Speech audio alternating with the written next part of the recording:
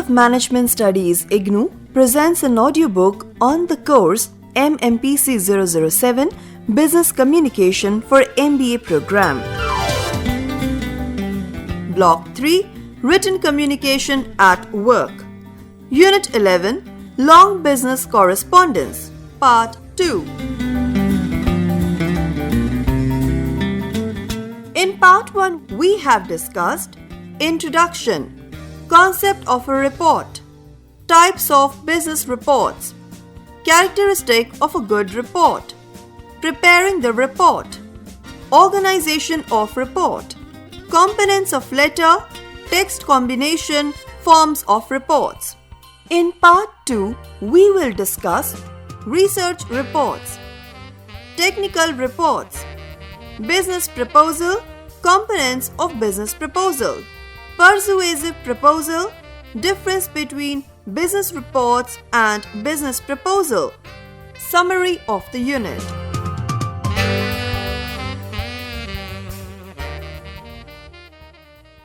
Research report. Research is the systematic investigation into study of a natural phenomena or materials or sources or existing conditions of the society in order to identify facts or to get additional information and derive new conclusions. Research reports are prepared by the researchers or statisticians after analyzing the information gathered by conducting organized research, typically in the form of surveys or qualitative methods.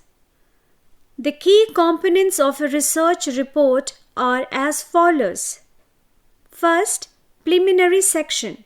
Under preliminary section, you have subsection. First, title page.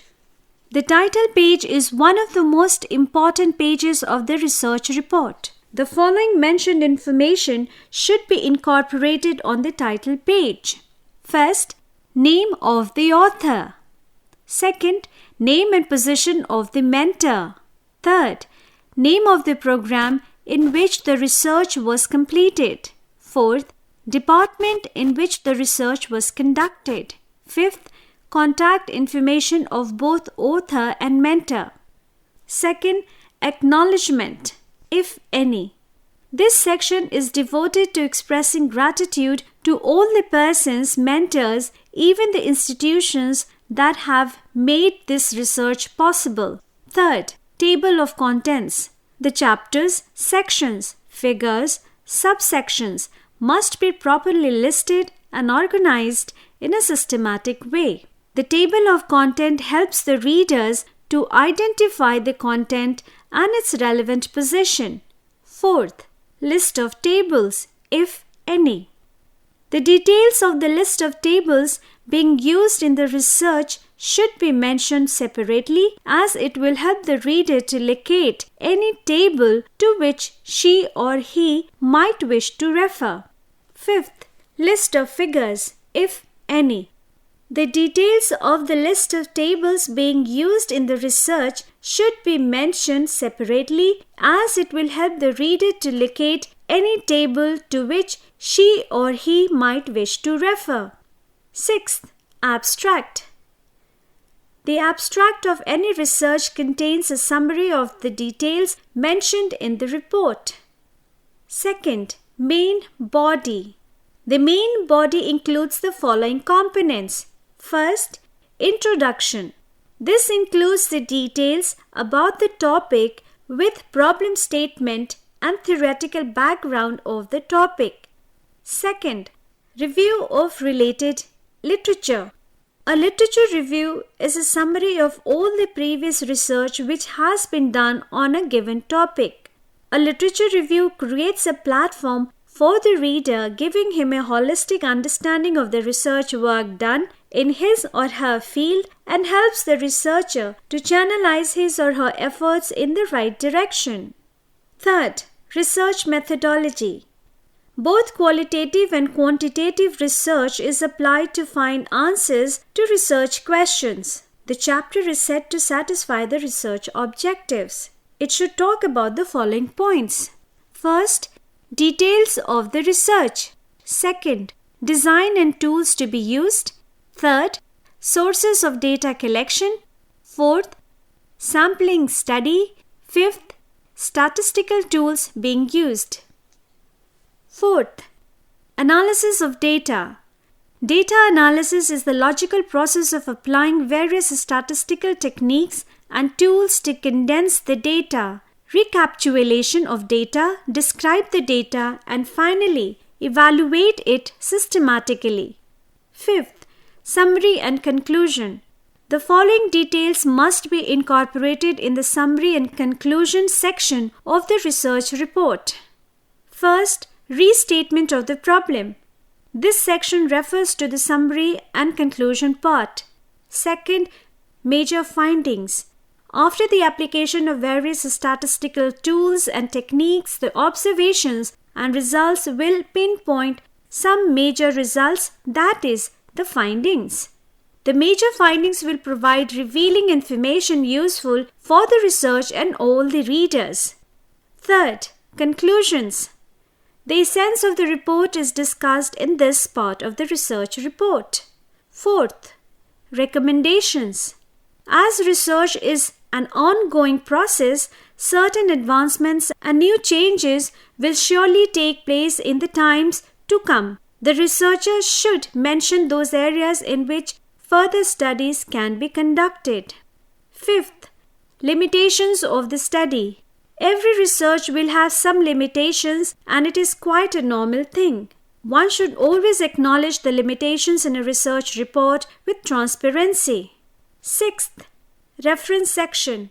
It comprises of the following subsections: endnotes, bibliography or literature cited, appendix.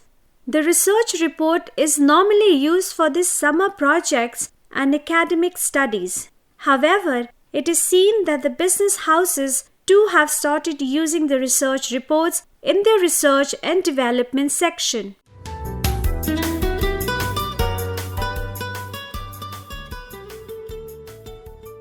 Technical reports. A technical report is a formal report in nature. These reports are drafted to convey technical information in an easy way which is easy to comprehend. Presenting the technical report is a challenging task, as technical terminologies being used in the report is not everyone's cup of tea. The ability to simplify the language and the art of presenting a difficult concept easily are the two skills required by a report writer.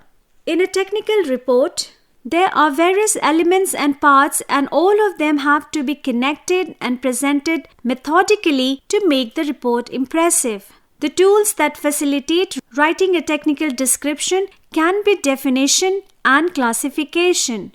The following points should facilitate in designing a good definition. First, use simple words which are self-explanatory. Second, ensuring that the definition be comprehensive to the reader. Third, avoid using abstract words as they may create confusion. Fourth, the definition should be holistic in nature. Classification in technical reports can be done in the following ways.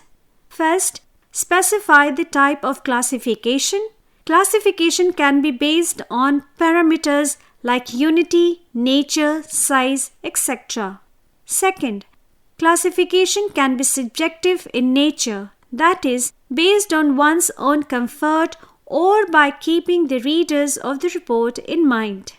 After the definition and classification, the next step involved is a technical description of machines or mechanisms and processes in the report. Machines and mechanisms.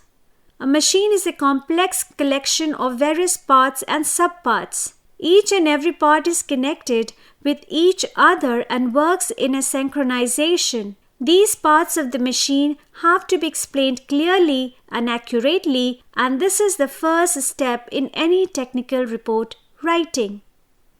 Describing processes. Can you visualize a process without any machine or device?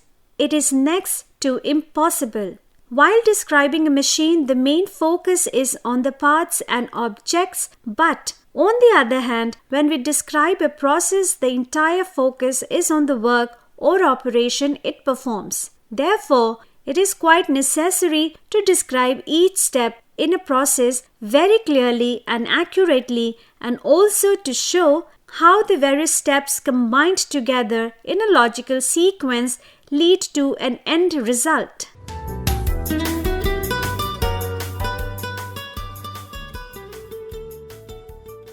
Business proposal.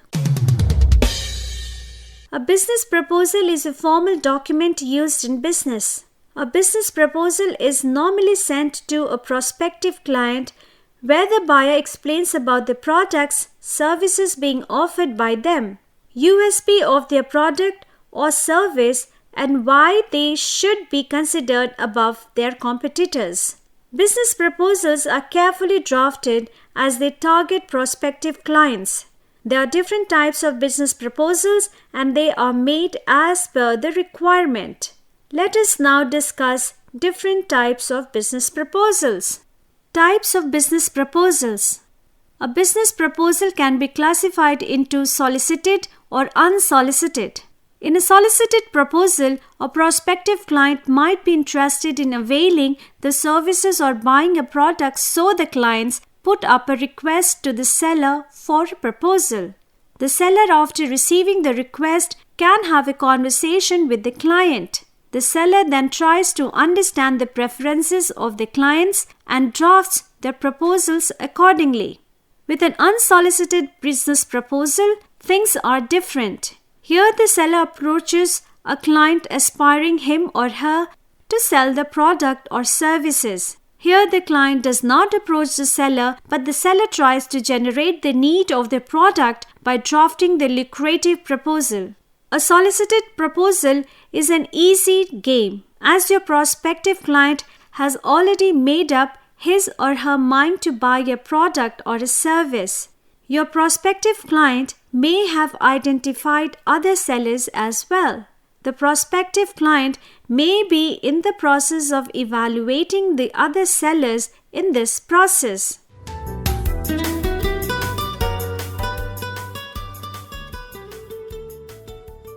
Components of a business proposal. A good business proposal involves key components. These components are discussed as follows. First, title page. The business proposal should have the following details on the title page. It should have one's name, the name of the organization, the name of the prospective client to whom the proposal is to be submitted, and the date of submitting the proposal. Second, table of contents.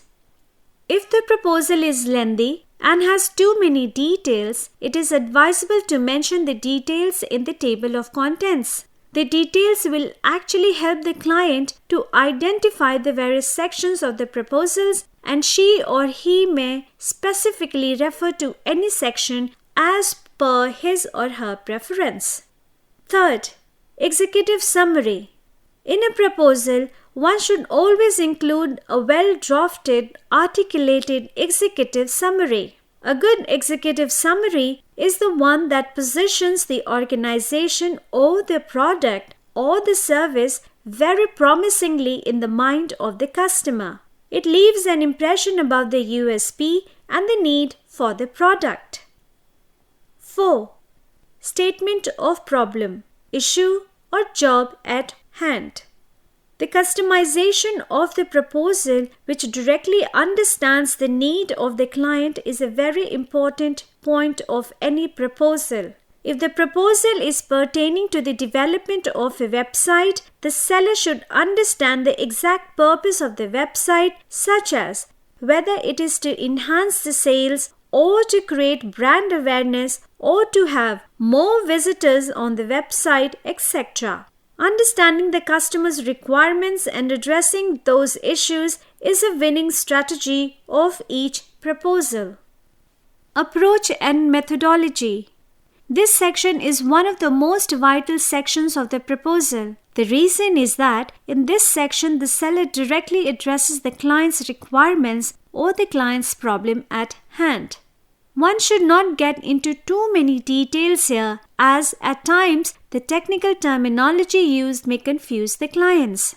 The objective of this section is to give the client a very clear view of the plan and how she or he is going to benefit. Qualifications. This is the section where one can convince the client. One can mention any relevant education, industry-specific training or certifications, or any unique skill set acquired or developed in due course of time, experience, and expertise. This section will brief the prospective customer about the expertise and the reason for giving a chance. Schedule and benchmarks. Right from the beginning, be very clear to adhere to the expectations of the clients.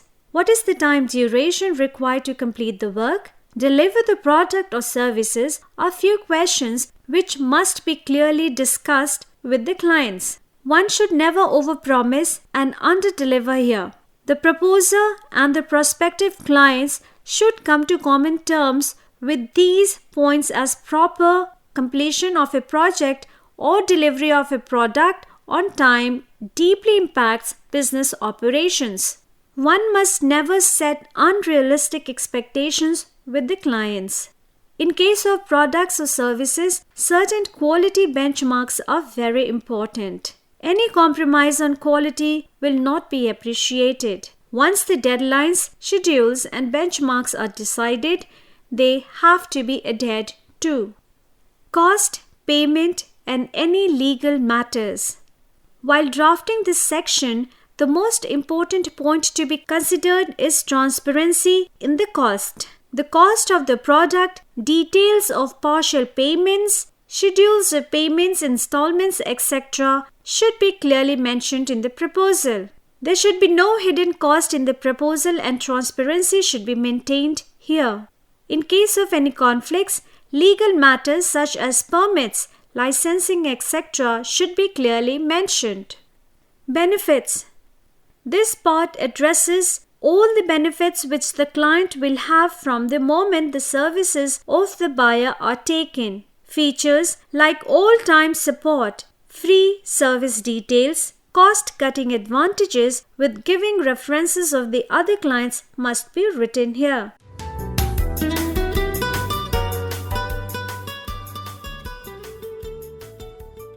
Persuasive proposals. The persuasive proposals, as the name suggests, try to persuade the client to take the services. While making persuasive proposals, the following points should be considered. First, answer the question why. Every client searches for the answer to one question in the proposal. The question is, what is in it for me? The client has to be told why the seller is the best in the market. Every proposal should answer these why questions. First, why should the client choose your business? Second, why should the client not choose any other competitor? Third, why is your product or service the right choice for the client? Fourth, why should they trust you? Fifth, what makes you an expert in the product or services? Sixth, why should the client spend his or her money on your product or service? Second, complete understanding of the client. The seller should have a meticulous understanding of the needs, likes and dislikes, tastes and preferences of the client. This will help the seller to provide tailor-made customized solutions to the clients. Thus, after understanding the client's requirements, the seller should directly address the client's requirements or the client's problem at hand. Third, use the problem agitate solution technique. It is important that the client's problem is understood thoroughly. The next step is to agitate the problem. Tell the client the disadvantages of the problem, the cost factor involved, the risk associated with it, and how crucial it is to opt for a solution. Then provide a doable solution which. Fourth, provide social testimonies. The proposer should always illustrate the experiences of those clients who were facing the same problem and how their business has been reformed after the services of the buyer were availed. The testimonies of the clients and how they have got the benefits that can be expressed in the proposal. The details of the clients who got the benefits, the details of their organizations and their pictures can be drafted in the proposal. Fifth, design should be persuasive. The way one format and designs may give the proposal a cutting edge over the competitors. The design should be colorful, legible, aesthetically pleasing, and have a professional look which can play a very vital role. Here are 4 basic rules to follow when designing the proposal.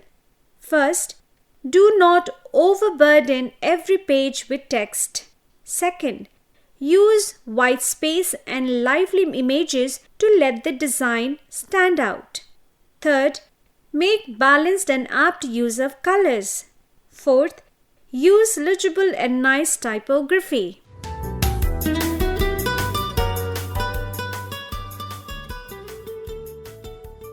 Summary.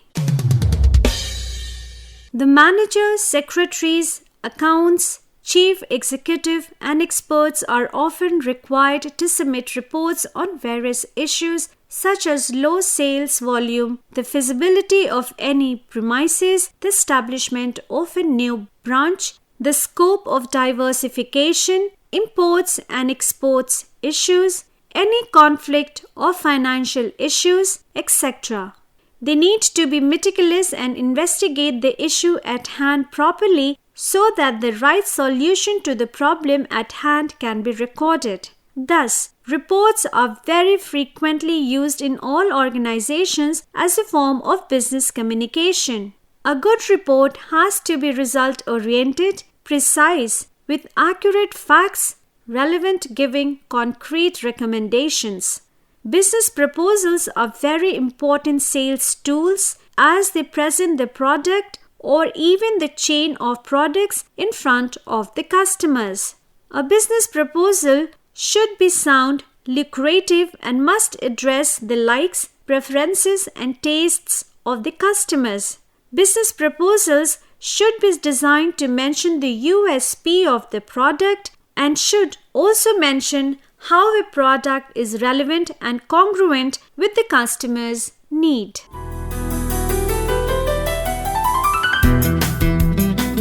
You are listening to audiobook by School of Management Studies IGNOU for MBA program.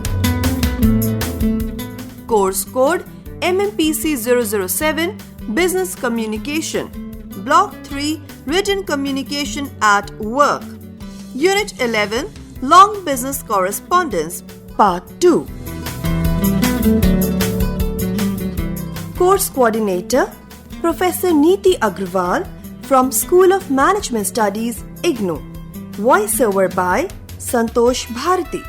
Edited by Tarannum Jahan. Program assisted by Jagbandhu Jana. And program produced by Manoj Kumar Singh.